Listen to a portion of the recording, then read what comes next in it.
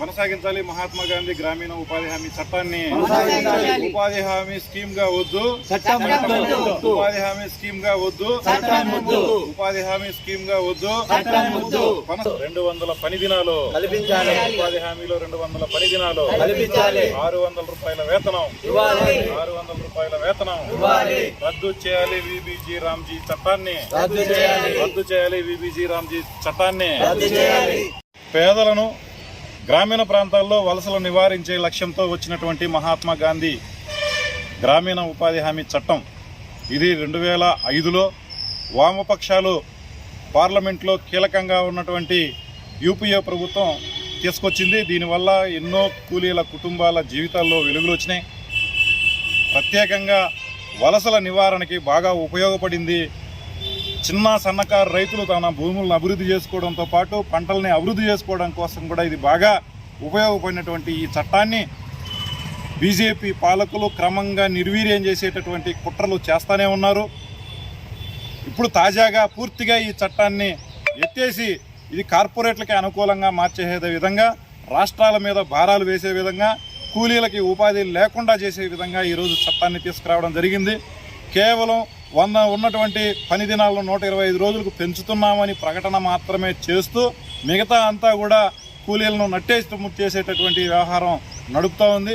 ప్రత్యేకించి ఈరోజు మొత్తం ఉపాధి హామీలో నిధులన్నింటినీ కూడా కేంద్ర ప్రభుత్వమే భరించాల్సి ఉంటే దాన్ని ఈరోజు 60% మాత్రమే భరిస్తాం, మిగతా 40% రాష్ట్ర ప్రభుత్వాల మీదకి నెట్టేసే విధంగా ఈరోజు వ్యవహరించింది. ఇది మన ఆంధ్రప్రదేశ్ రాష్ట్రం మీద ఇప్పటి వరకు దేశంలో అత్యధికంగా ఉపాధి హామీ నిధులను వినియోగించుకున్నటువంటి రాష్ట్రం మన ఆంధ్రప్రదేశ్. ఈ ఆంధ్రప్రదేశ్ రాష్ట్రం మీద ఈ భారం పడుతూ ఉంటే దీన్ని ఖండించి మరిన్ని నిధులు తెచ్చుకోవడానికి ప్రయత్నం చేయాల్సినటువంటి కూటమి ఎంపీలు, రాష్ట్రంలో నుంచి ఎన్నికైనటువంటి 25 మంది ఎంపీలు ఈ బిల్లుకు నిస్సిగ్గుగా ఓటేసి బీజేపీకి మోస్తున్నటువంటి పరిస్థితి ఉంది. ఈరోజు సుపరిపాలన అని చెబుతూనే ప్రజలందరినీ కూడా బానిసలుగా మార్చడానికి బీజేపీ ప్రయత్నం చేస్తా అంటే ఈ బీజేపీని జనసేన, తెలుగుదేశం పార్టీలు ఒకవైపున, వైసీపీ పార్టీ మరొక వైపున భుజాల మీదకి నెత్తుకొని మోస్తున్నటువంటి పరిస్థితి మనకు స్పష్టంగా అర్థమవుతోంది. ఈ పార్టీలకి కూలీల పట్ల, రైతాంగం పట్ల ఏమాత్రం చిత్తశుద్ధి లేదని మనకి దీనివల్ల అర్థమవుతోంది. ప్రజలారా ఆలోచించండి. ఈరోజు గ్రామీణ ప్రాంతాల్లో ఉన్నటువంటి ఈ ఉపాధి హామీ చట్టాన్ని మరింత పటిష్టం చేసి పట్టణ ప్రాంతాలకు కూడా విస్తరించాలని అనేక మంది నిపుణులు, ఆర్థికవేత్తలు చెబుతున్నారు. దీన్ని పటిష్టంగా అమలు చేయడం కోసం ప్రయత్నం చేయాల్సింది పోయి నీరు గార్చేటటువంటి వ్యవహారం చేస్తూ ఉన్నారు. ఎప్పుడూ లేనటువంటి పద్ధతుల్లో ఈరోజు 60 రోజుల పాటు హాలిడే విధించడం అంటే కూలీలకి అవసరమైనప్పుడు పని ఇచ్చేటటువంటి పరిస్థితి నుంచి పూర్తిగా తప్పుకుంటోంది. ఈ కేంద్ర ప్రభుత్వం ఉపాధి హామీని అమలు చేయించేదాని కోసం, ప్రజలకి ఉపాధి కల్పించే లక్ష్యం నుంచి దూరం అవడం కోసమే ఇట్లాంటి బిల్లుల్ని తీసుకొచ్చింది. దీనికి తెలుగుదేశం, జనసేన, వైసీపీలు వంతపాడుతున్నాయి. వీటన్నిటిని తిప్పికొట్టి ఈ ఉపాధి హామీ చట్టాన్ని కాపాడుకోవడం కోసం ప్రజలందరూ కూడా ముందుకు రావాలని చెప్పి విజ్ఞప్తి చేస్తా ఉన్నాం. మహాత్మా గాంధీ గ్రామీణ ఉపాధి హామీ చట్టాన్ని పేరు మార్చడం అని అంటేనే వేల కోట్ల రూపాయలు ఖర్చు అయ్యేటటువంటి పరిస్థితి ఉంది.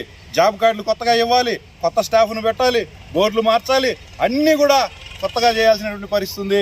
ఈ డబ్బులు కనుక ఉపాధి హామీ కూలీల కోసం, వాళ్ళ సంక్షేమం కోసం వెచ్చిస్తే వాళ్ళు అభివృద్ధి అయ్యేదానికి అవకాశం ఉంది. పేరు మార్చిన దానివల్ల ఏమాత్రం ఉపయోగం లేదనేటటువంటి విషయం బీజేపీ పాలకులకు తెలుసు.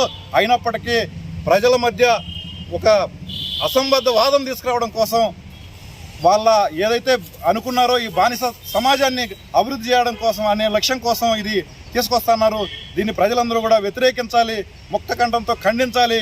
ఈ మహాత్మా గాంధీ గ్రామీణ ఉపాధి హామీ చట్టాన్ని కాపాడుకోవడంతో పాటు పట్టణ ప్రాంతాలకు విస్తరించడానికి అందరూ కూడా కృషి చేయాలని చెప్పి, ఈ పేదల పట్ల నిరంకుశంగా వ్యవహరిస్తున్నటువంటి ఈ పార్టీలని నిలదీయాలని చెప్పి విజ్ఞప్తి చేస్తూ ఉన్నాం.